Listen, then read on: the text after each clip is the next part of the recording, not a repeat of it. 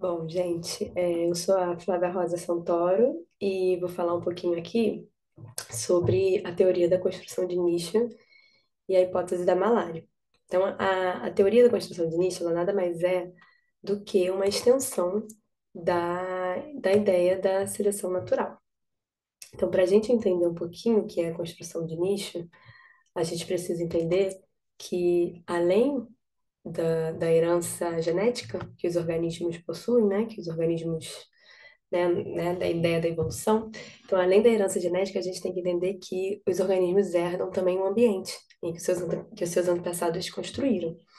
Então, a construção de nicho, ela enxerga a adaptação, né, de um organismo como uma interação complexa, dinâmica e recíproca entre os processos de seleção natural e de construção de nicho, por meio dos quais os organismos construtores modificam o ambiente. Portanto, por meio desses processos de herança ecológica, os organismos herdam não apenas genes, mas também ambientes, como eu falei.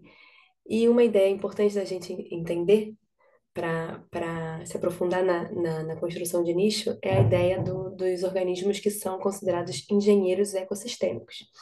Um exemplo clássico de um engenheiro ecossistêmico é o castor, a engenharia que ele faz é a construção de diques, né? A construção de barragens em rios que modificam completamente o ambiente em que eles vivem e que a sua prole vai começar a viver.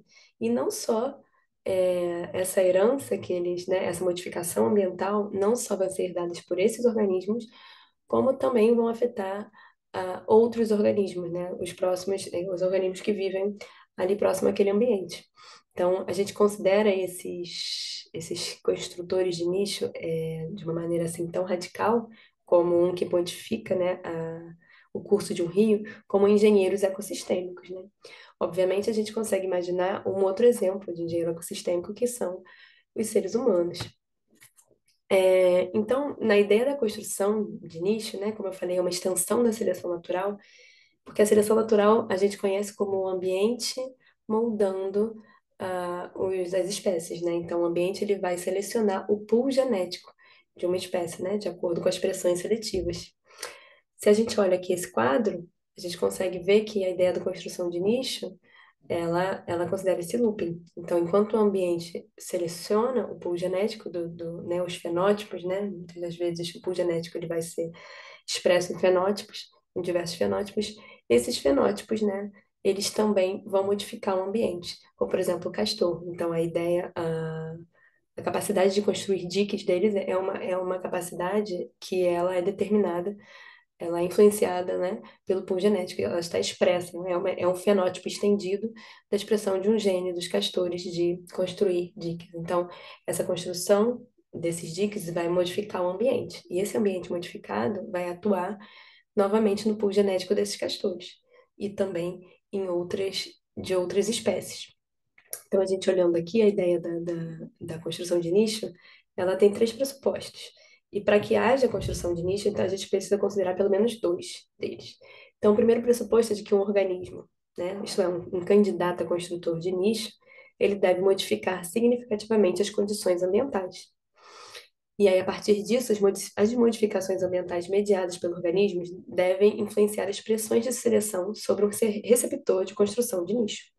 E tais modificações, então, devem ocasionar uma resposta evolutiva detectável em um recipiente, né, um outro organismo, de construção de nicho, que é causado pela modificação ambiental do construtor de nicho. Então, você consegue entender que um organismo modifica o ambiente, esse ambiente influencia as pressões seletivas sobre algum receptor, que pode ser o mesmo organismo, a mesma espécie, no caso, e essas modificações devem ocasionar uma resposta evolutiva, né? Uma resposta genética, né? Já que estamos representando uma pressão seletiva, para a gente ter uma ideia da finalização desse processo evolutivo, teria que ter também uma resposta genética, né? Uma resposta adaptativa. Mas, como eu falei, a ideia do construção de nicho, ela é abarcada se apenas dois desses pressupostos forem, né, atingidos. Então, só o próprio fato de que um organismo modificar e essas modificações ambientais representarem uma pressão seletiva, ainda que não haja uma resposta né, da seleção natural, já é considerado construção de nicho.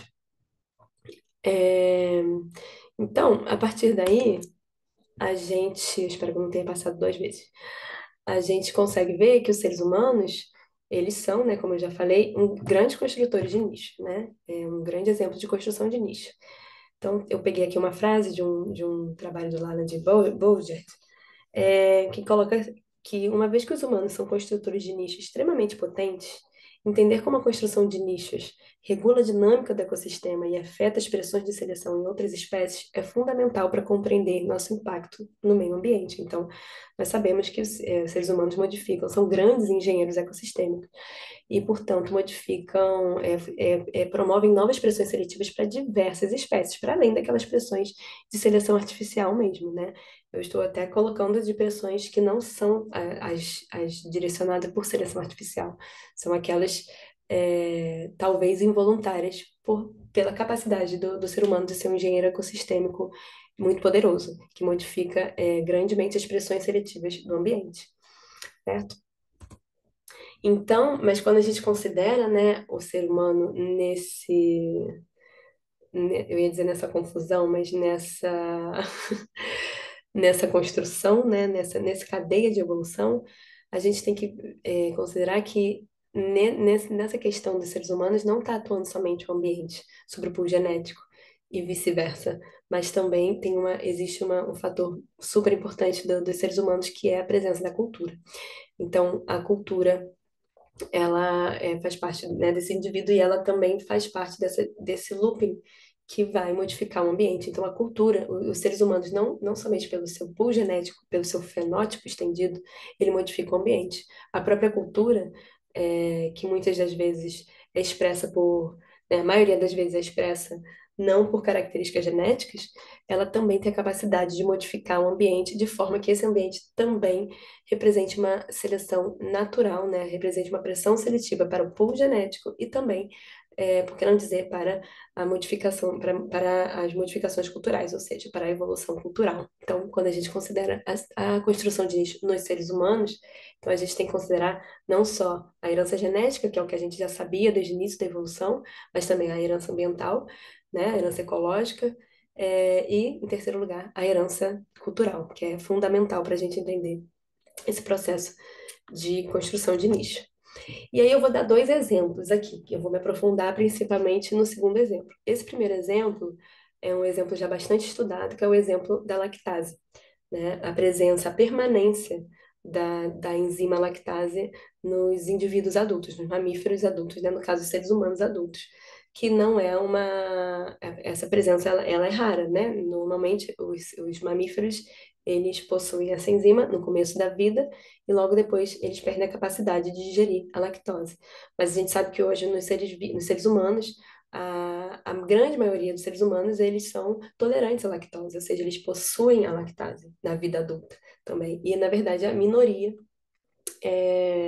ainda é como seriam os antepassados, ou seja, ainda tem essa incapacidade de digerir a lactose. Então, como isso aconteceu, essa seleção para que a lactase permanecesse nos indivíduos adultos? Então, existe uma hipótese que ela já tem muitas evidências para corroborar, de que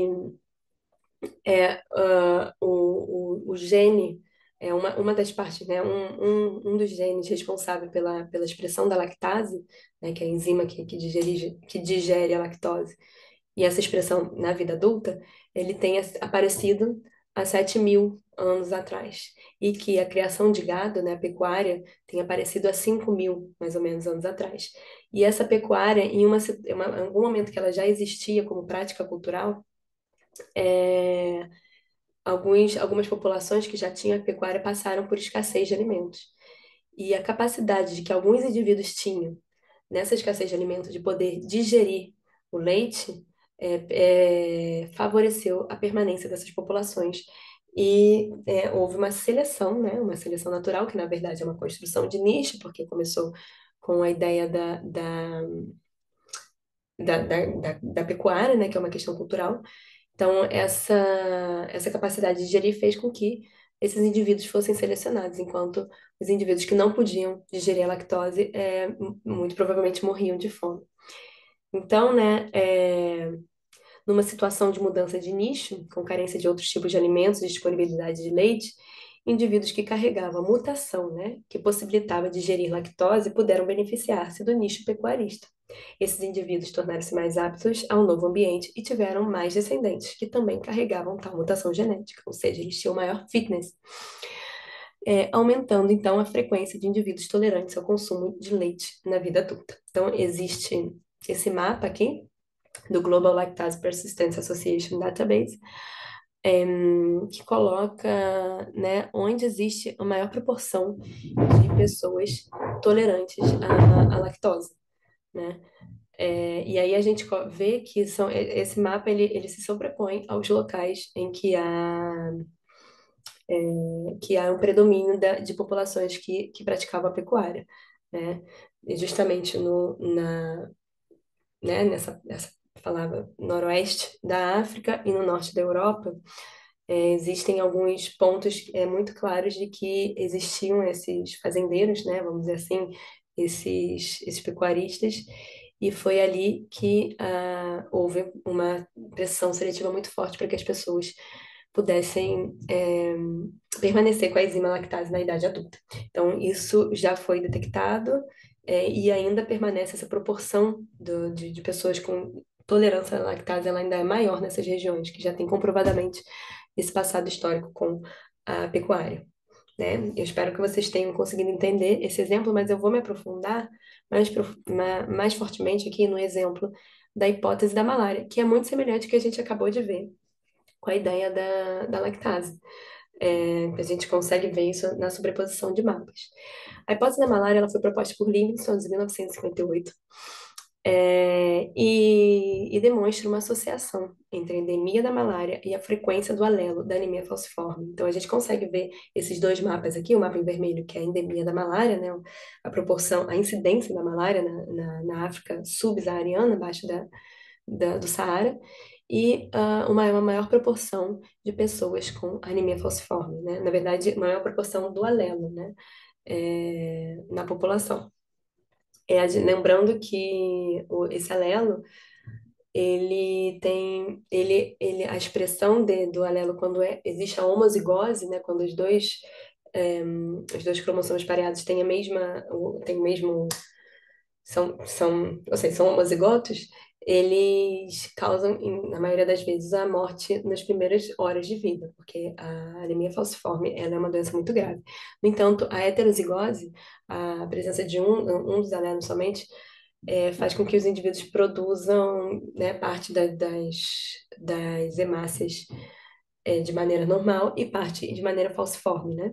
Então, para quem não sabe, eu vou colocar já já um exemplo para vocês verem como é a hemácia de alguém que tem anemia falciforme. Então, essa pessoa com anemia falciforme, ela tem maior dificuldade de transportar oxigênio. Mas algo aconteceu que fez com que a proporção dessas pessoas aumentasse, justamente naqueles locais em que há maior endemismo de malária. Então, a hipótese de Livingstone, ela coloca que a malária ela foi uma pressão seletiva do ambiente, ou seja, de seleção natural, que selecionou indivíduos com a presença do alelo da anemia falciforme, porque o protozoário, né, o Plasmodium falciparum da malária, não consegue entrar nas hemácias que têm essa forma de foice, né? Então, apesar de ser uma característica desvantajosa, a anemia falciforme ela acaba sendo vantajosa em locais em que há um grande endemismo da malária, certo? Então, eu vou colocar aqui esse esquema que fica bem claro. E nesse esquema eu já trago onde que começou que a gente fez aquele recorte da seleção natural. Então a gente está aqui trazendo a ideia da construção de nicho, em que existe um loop entre cultura, gene, ambiente e uma coisa influenciando a outra. Então a hipótese que a gente tem que é a mais difundida, né, mais aceita hoje em dia, é que tudo isso começou com a cultura, a hipótese da malária. Então, populações ancestrais começaram na África subsaariana a, a, a cultivar, a começar a ter cultivos de agricultura, principalmente cultivo de inhame, e para que eles fizessem esse cultivo, eles abriam clareiras nas florestas. Então, temos que lembrar que A África subsaariana, ela é um ambiente muito parecido com a Mata Atlântica, é um ambiente muito úmido, com muitas chuvas. E quando você abre clareiras, acontece a acumulação de poças de água, porque o solo ele não é tão profundo. Então, ele precisa das árvores para que a água escoe. Então, a partir do cultivo de inhame, que é uma prática cultural, começaram, né, uma modificação ambiental, que foi a abertura de clareiras e o estabelecimento de muitas poças de lama, né, de água estancada. Essas poças de lama, assim como a gente conhece muito bem a ideia do mosquito da dengue, as poças de lama também são um ambiente propício para a proliferação do mosquito do gênero Anopheles, que é o mosquito que transmite o protozoário da malária. E essa proliferação do mosquito da Anopheles aumentou, né, a incidência da malária. Então, a gente começou com a cultura, que provocou uma modificação ambiental, que provocou uma pressão seletiva, que foi a maior incidência da malária, que aí sim termina naquele processo que eu expliquei anteriormente, que é a maior incidência da malária foi uma pressão seletiva para seleção de indivíduos com anemia falciforme. Então, aqui eu vejo aqui, né, a gente consegue ver como seria a forma, né, das hemácias de uma pessoa com anemia falciforme. E na foto aqui de baixo a gente consegue ver os ovinhos do plasmódio colonizando, né, chegando na corrente sanguínea. Né? Então, esse seria um processo de construção de nicho muito claro. Né? Começa com uma cultura, ou seja, nós estamos falando de uma herança cultural que vai resultar numa herança ecológica, né? Que é a abertura de clareira, a proliferação de anófeles e a incidência da malária, que no final vai ter uma resposta que vai ser herdada também, que é a herança genética, certo? Então a gente tem todo esse looping que a gente comentou. Mas aí, no nosso trabalho, a gente tem um trabalho nosso sobre essa hipótese especificamente, em que a gente começou a perguntar, tá bom, a gente entendeu todo esse processo de construção de nicho, mas será que a partir da seleção natural da anemia falciforme, esse looping poderia voltar para uma resposta da cultura? Então, o que que a gente perguntou? Como é que essa capacidade de mudar o ambiente poderia afetar o próprio sistema cultural dessas populações? Então, a nossa hipótese é de que o uso de plantas medicinais poderia também representar uma resposta cultural que continuasse essa cadeia evolutiva. Então, o que que a gente imagina? Que aqueles locais com maior incidência de malária, as populações locais, né, principalmente, né, populações tradicionais, iriam responder com maior conhecimento de plantas para tratar malária, né? Porque é uma pressão seletiva ali que vai selecionar uma parte cultural, que é a medicina local. Mas, ao mesmo tempo, a gente também imagina que a maior proporção de anemia falciforme na população iria resultar num menor conhecimento de plantas para tratar malária, já que essas populações que têm uma maior proporção da anemia falciforme não estariam tão ameaçadas com relação à malária, já que a anemia falciforme representa uma proteção natural contra a malária. Então, a gente tem, né, esse trabalho que a gente publicou na Evolutionary Biology, é, em 2017, e que tem como hipóteses, né, a primeira hipótese de que a maior incidência de malária implica no aumento da riqueza de plantas medicinais antimaláricas, né, como eu expliquei anteriormente. Então, e essa hipótese a gente resolveu é, testar ela em dois cenários. Num cenário, é, num cenário de incidência de malária antes das intervenções de controle de malária, né? Porque em 1960 começaram fortemente, a gente tem relatos de que começaram fortemente muitas intervenções governamentais e não governamentais também, órgãos internacionais, a promoverem muitas ações contra a malária em populações tradicionais, como, por exemplo, a instalação, né? As pessoas entravam na casa, ajudavam a instalar mosquiteiros, né, a disseminação do carro fumacê, ou das pessoas indo com o fumacê para matar o mosquito, e o atendimento médico com a biomedicina também, que auxiliou muito na prevenção contra a malária. Isso aconteceu mais ou menos antes de 1960. Então, a gente tem dados sobre a incidência da malária antes e depois dessas intervenções, e a gente resolveu testar essa hipótese nesses dois cenários. E a segunda hipótese é, né, seria a ponta dessa cadeia de que a maior frequência alélica, né, do gene da anemia falciforme em uma população afetaria negativamente a riqueza de plantas medicinais conhecidas para o tratamento da malária, já que essas pessoas já estão protegidas naturalmente contra a malária. Então, vou apresentar rapidamente material e métodos. A gente fez uma estratégia de busca, a gente teve algumas chaves de busca. Eu dei alguns exemplos aqui. Nós extraímos de cada trabalho, né? A gente procurou trabalhos sobre plantas medicinais na África subsaariana. é, e fomos selecionando aqueles trabalhos que tinham listas, de plantas que continham, informação sobre plantas usadas para tratar malária. Então, a gente, nesses locais, né, que em geral são trabalhos da etnobiologia, e em geral são trabalhos em populações tradicionais. Então, a gente anotou, né, aonde foi feito, cidade, região, as coordenadas geográficas, porque a maioria dos trabalhos colocam as coordenadas geográficas e a gente, a partir das coordenadas, consegue ver qual é a incidência da malária e a representação do gene da anemia falciforme nesses locais a partir de um projeto que é o Malaria Atlas Project. Então, nós coletamos o número de informantes entrevistados, o tipo de informante entrevistados, tudo isso para a gente poder filtrar os trabalhos, porque dependendo do tipo de informante entrevistado, do número de informante, a gente teve que excluir. Nós fizemos uma filtragem, né? Como a gente normalmente coloca quando a gente faz uma revisão. E nós anotamos o número de plantas medicinais conhecidas para tratar a malária. Então, aqui eu coloco aqui o nosso gráfico do Prisma.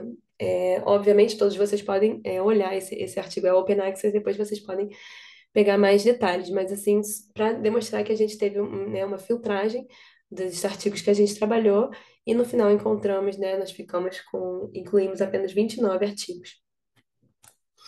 E aí, a partir disso, né, nós, como comentei, é, procuramos os locais de da realização dos trabalhos, as coordenadas e a proporção alélica com a ajuda do Malaria Atlas Project. Esse projeto, né, Malaria Atlas Project, ele traz informação sobre a malária, sobre a frequência do gene da anemia falciforme em diversos anos, assim, desde antes de 1960. Também vimos, né, como eu falei, a proporção de acordo com o mapa, é um mapa mesmo, esse projeto, né? E aí, a partir da cor, a gente conseguia identificar a proporção do endemismo, da incidência da malária.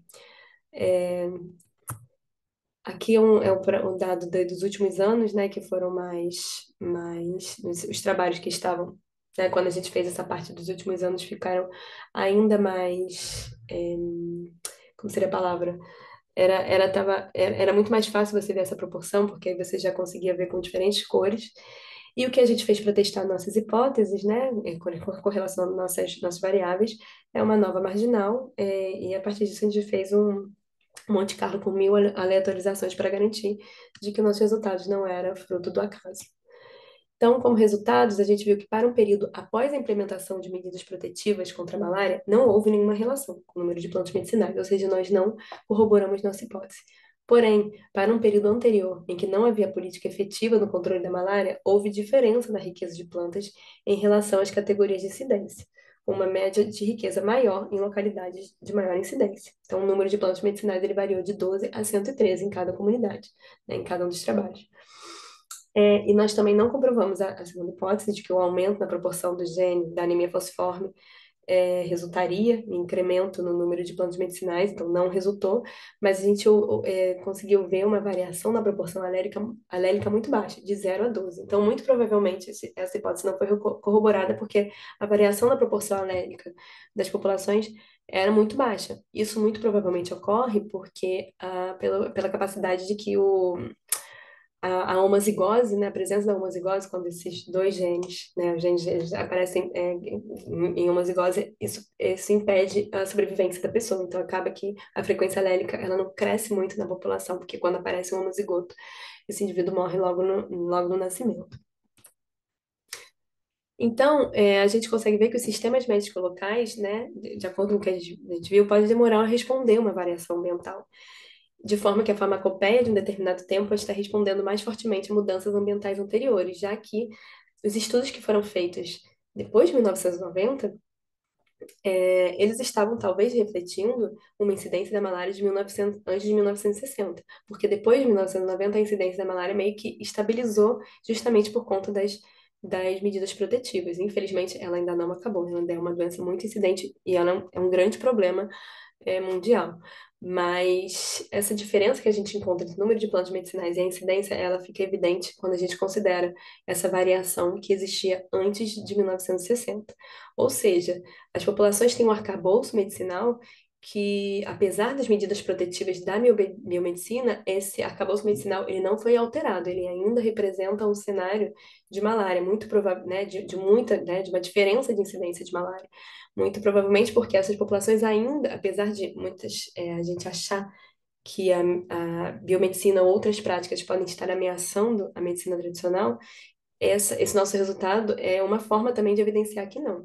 De que mesmo quando a incidência da malária ela se estabiliza, as pessoas ainda têm um arcabouço medicinal, que é cultural, que os protege de uma maior incidência que eles viram no passado. Então, muito provavelmente, esse conhecimento ainda não se perdeu, apesar da incidência da malária ter diminuído. Então, a análise cultural desse complexo processo de construção de nicho envolvido na relação entre os seres humanos, a sua cultura, a malária e os seus vetores, ampliou nossa perspectiva sobre a influência evolutiva e contínua entre cultura e ambiente. Então, em um mundo de mudanças constantes, existência de medicamentos e novas doenças, é importante nós continuarmos investindo em estudos para entender como a nossa espécie modifica, cria e responde aos novos cenários. Então, bom, é basicamente isso. Eu espero que tenha ficado claro para todo mundo. Agradeço. Bom, e qualquer coisa, já tinha deixado meu e-mail no começo e qualquer coisa vocês podem me contactar, tá? Muito obrigada.